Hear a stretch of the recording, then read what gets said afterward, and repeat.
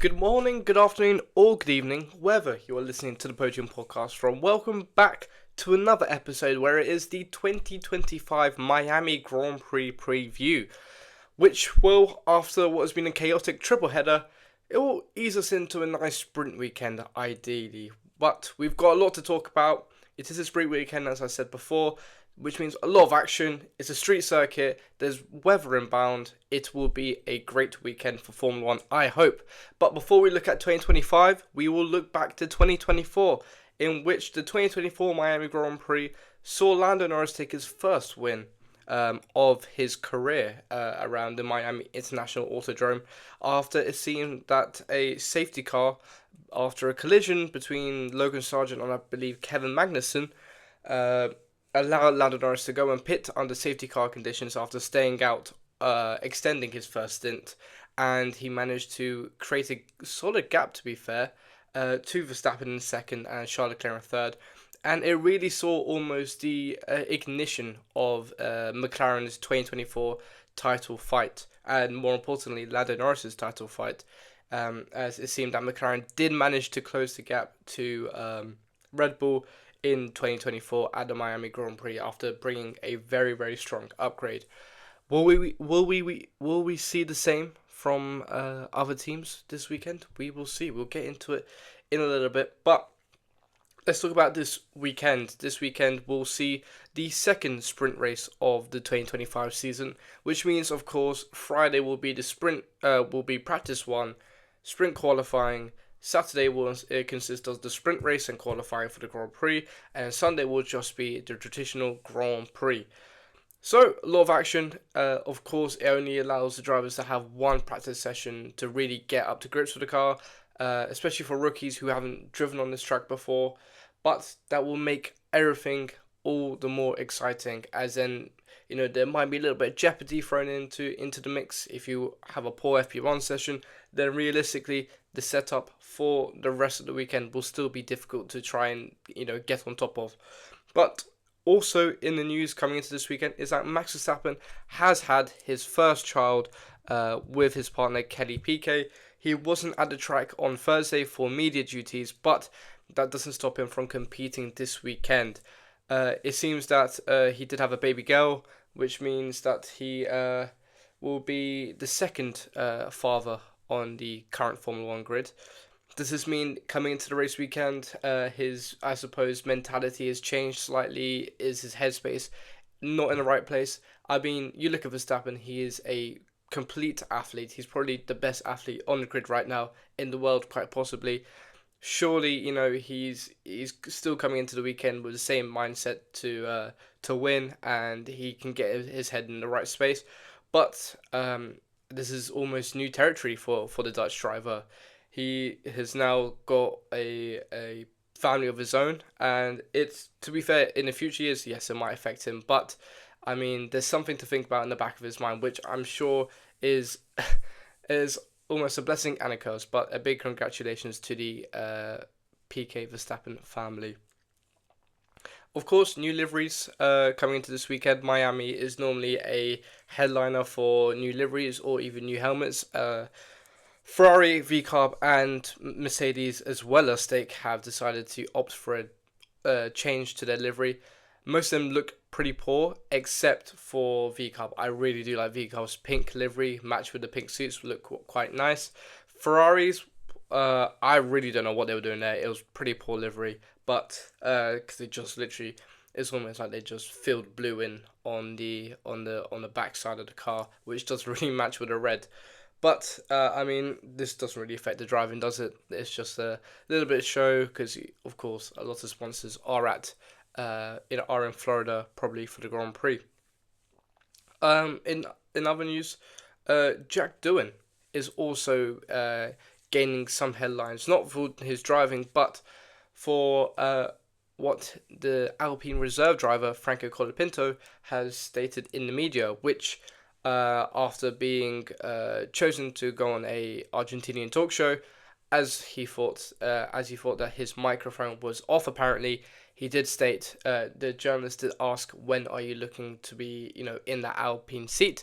And he said, "As early as Imola," which is the race after Miami, which does put, we already know that Flavio Briatore put a lot of stress on Jack Doohan even before he stepped into that Alpine seat, because Franco Colapinto is a well-established rookie after competing with Williams last season. But, I mean, it does mean that it could possibly be Jack Doohan's last race in Formula 1 for Alpine, which, I mean, you kind of saw it coming, but considering what Alpine said in the media about Jack Doohan at least getting half a season in the car for certain, it seems that they have almost switched their mind and that they will rather put their faith in the Argentinian than the Australian. Of course, we can't go into this weekend without thinking about the title fight. More points up for grabs with a sprint weekend, and it seems that it will be normally the top three, the normal top three, it seems, for 2025 of Norris, Piastri, and Max Verstappen looking to try and extend their title fights in this season. I mean, going into this weekend, McLaren obviously look favourites. They don't seem that too flustered after a really solid triple header, but Verstappen is always, regardless of what car he is in the title fight. But of course, that means that we will look at our predictions, which means it will also be 6 more places which I can predict with a sprint qualifying, a sprint race up for grabs for points. I've really done not well this season so far, so I've kind of split it out across the sprint qualifying, the sprint race, and the main Grand Prix. Sprint qualifying, I think it will be a Norris, Piastri, Russell top 3, Norris taking pole. Will he convert that to a sprint race win? Yes. It will be a Norris, Piastri, Leclerc top 3. Do I think Verstappen will have a shout coming into? I mean, he just came this morning, to be fair, in towards Miami. So, I mean, it's not the most ideal setting. Most of the drivers did come beforehand on around like the Monday, Tuesday time zone, I suppose. But still, regardless, he has a job to do, and I think it might take a little bit more time for Verstappen to get adjusted with the car.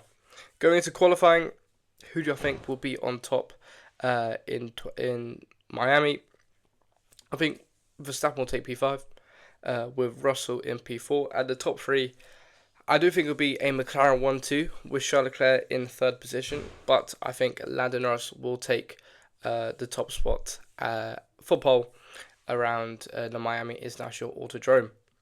Coming into the race, which we'll get onto with weather because it seems it will be fairly interesting.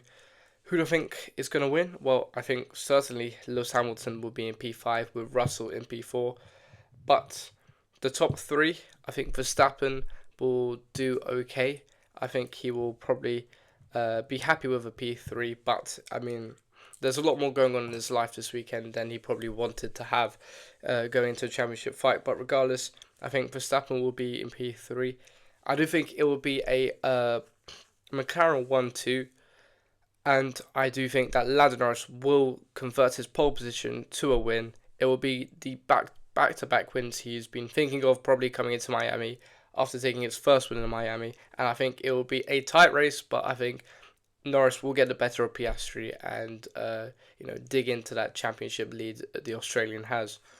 For the middle, I think of the Grand Prix, I think it will be Piastri who will be leading with Verstappen, Antonelli, Leclerc, and Hamilton behind. That is just based on vibes. I am 100% sure that will not happen, but hey ho. Circuit track, I mean, there's 2 DRS zones. Overtaking is probably more ideal, obviously on the main straight going into turn 1, on the back straight going into turn 17, and going into turn 11 after, don't know if it's the middle straight, but after sector 1 going into the tight and twisty sector 2. It is a street circuit, which means safety car has been there. I mean, it's only been 3 years, but there's been a 100% chance of a safety car during a Grand Prix. Pirelli have opted for the C3, C4, and C5 tyres. And, to be fair, it seems that the Miami International Autodrome promoters have suggested that the DRS zone from going into turn 11 will be expanded by around 100 meters, which means that overtaking will hopefully be a bit more easier for the drivers going into turn 11 after the first sector. Weather now. This is probably the more interesting part of the weekend. But I forgot the biggest good surprise. I think Lewis Hamilton will take. I think will outperform Charles Leclerc. I think he'll be decent around the circuit, and I think he definitely has. He's getting, hopefully, which I believe, more and more confident with the car. Biggest flop. I do say it, but Max Verstappen, I think, will be the biggest flop coming into Miami. He's got a lot on his plate now, and I would not be surprised to see him, and I wouldn't be too disheartened to see him not on top form. He probably has a lot of things going through his mind, and it'll just be at the back of his mind, which I think he won't really think about the F1 all that much. But he is arguably the best driver on the grid, so he will still be up there regardless, even if he has a kid or not. My crazy prediction, which will be 5 drivers will DNF in the Grand Prix. Just the Grand Prix, not including the sprint, because as we look to the weather, boys, are going to be interesting. On Friday, it is dry, 28 degrees, sunny spells with a 1% chance of rain. However, as we get through the weekend, it seems that it gets a little bit more difficult.